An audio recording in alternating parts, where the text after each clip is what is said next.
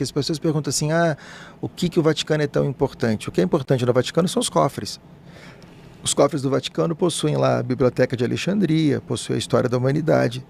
Eu sei que os cofres do Vaticano possuem 3 naves, uma inteira e 2 são destroços.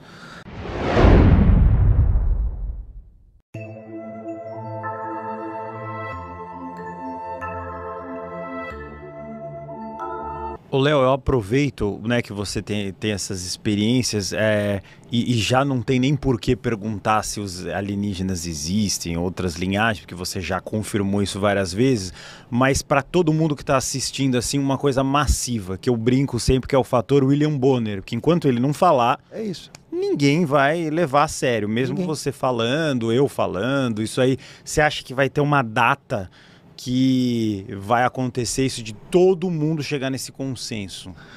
Ou pelo menos uma grande parte da população? Assim, eu não sei se existe uma data exata, eu sei que existe um trabalho massivo para que isso aconteça o mais rápido possível. Parte desse trabalho está em revelar aquilo que, por exemplo, a igreja tem guardada. Porque as pessoas perguntam assim, o que o Vaticano é tão importante? O que é importante no Vaticano são os cofres. Os cofres do Vaticano possuem lá a Biblioteca de Alexandria, possuem a História da Humanidade. Eu sei que os cofres do Vaticano possuem 3 naves, uma inteira e 2 são destroços. Sei de quais são as raças que estão lá de nave. De quais? Agora eu quero saber. Tem uma nave que está em destroços, é uma nave que era da Frota Negra, que é o Nachtwagen, são dissidentes do Terceiro Reich. A outra nave que tem destroço era uma nave que é da Federação, não é da Confederação, mas foi derrubada propositalmente. E a nave que está inteira lá foi uma das poucas naves que sobraram dos reptilianos, que está lá intacta, porque existe um plano de fuga para se alguma coisa desse errado para o último Papa e ele estivesse vivo, ele poderia tentar sair com uma nave. Então, inclusive, tem uma profecia de Nostradamus, eu não lembro agora, e meu avô me contava isso. Meu avô era suíço, e meu avô, ele era amigo do Erich von Däniken, que escreveu Eram os Deuses Astronautas. Uhum.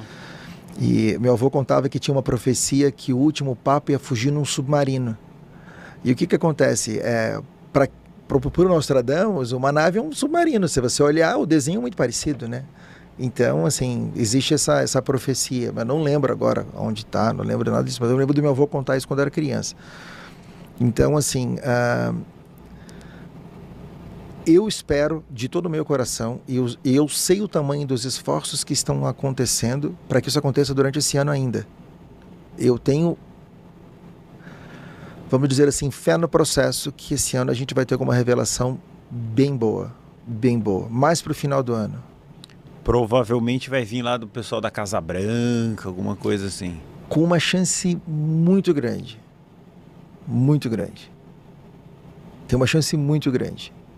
Mas, assim, são 3 linhas paralelas de trabalho para que isso chegue. 2 incluem membros da Casa Branca e uma não. Então, as 2 que incluem membros da Casa Branca estão caminhando. A que não inclui já está pronta.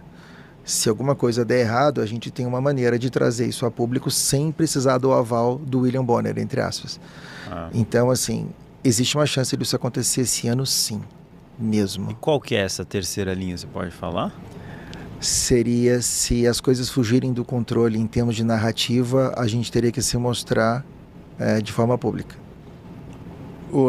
E a gente tenta evitar isso ao máximo, de uma forma massiva, porque isso instaura o lado de lá pode se capitalizar disso e piora o processo. Uhum. Então existe um plano que ainda é ativo, porém pouco provável. A gente torce para não precisar utilizá-lo, mas caso haja a necessidade, existe uma chance de um caos absoluto muito, muito, muito grande que a gente está tentando evitar há uns bons milhares de anos, então.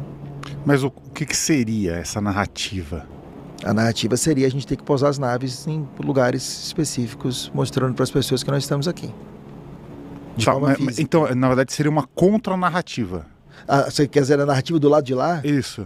Eles poderiam se capitalizar através de que nós estamos sendo invadidos, os seres extraterrestres estão vindo aqui para invadir a gente. Criar um inimigo comum da humanidade. Aonde unam a força de todos os países contra um inimigo comum, que é o que a gente viu em todos os filmes da Marvel até hoje. Eles estão criando incutindo em nós essa memória que em algum momento, se, por exemplo, a gente está ali parado e uma nave gigante aparece no meio daqui de São Paulo, sobrevoando São Paulo, uma nave que cubra a cidade de São Paulo. A única coisa que as pessoas vão pensar, estamos sendo invadidos. Sim.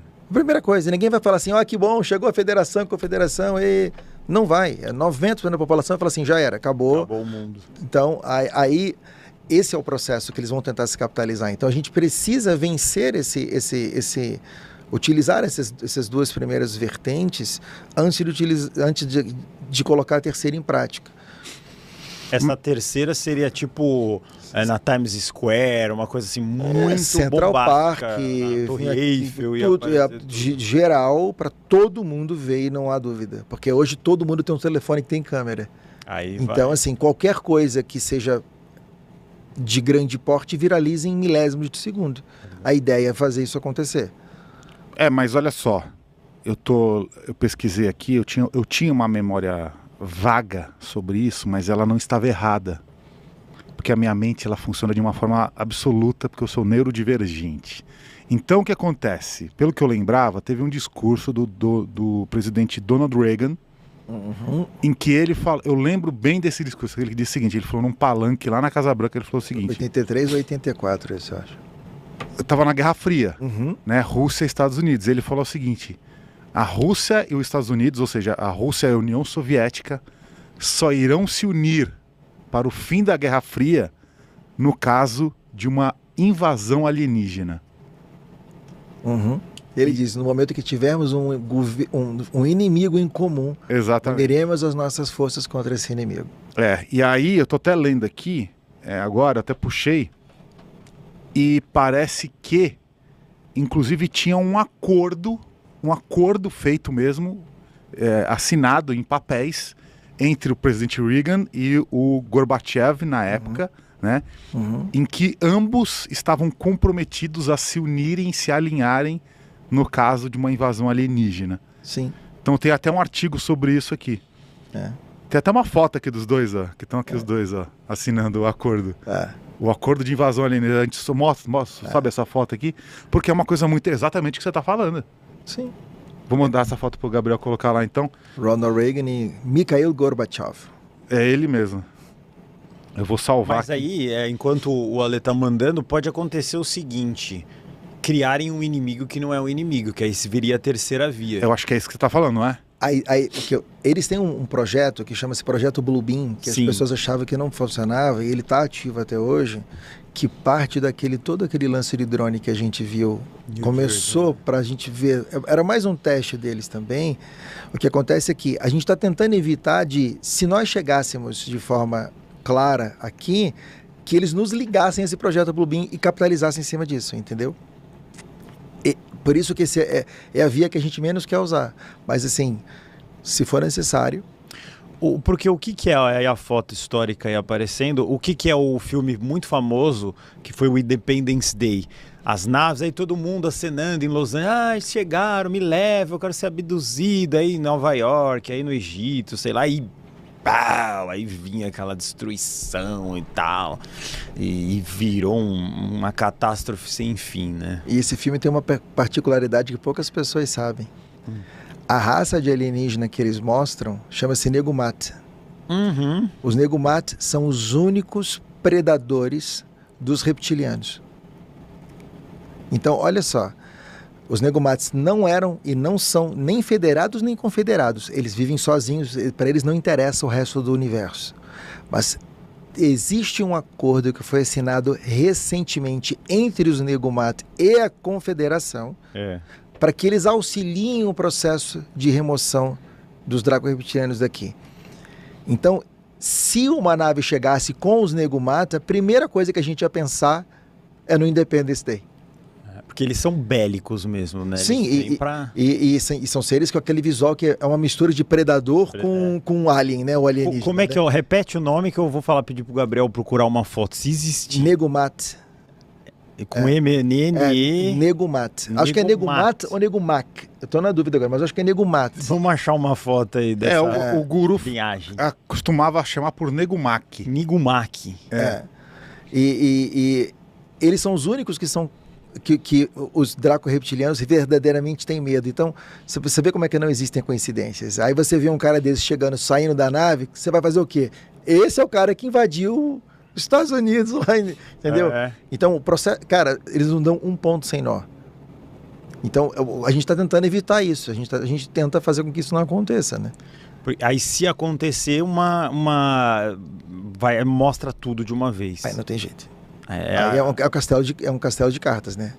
Aí não tem jeito. Caiu a casa mesmo. De uma vez só, uma vez só. A gente está tentando fazer com que a transição seja suave, mas se houver a necessidade, ela não será. O tal do soft disclosure. Exatamente. Que é o devagarinho, bonitinho, sem doer.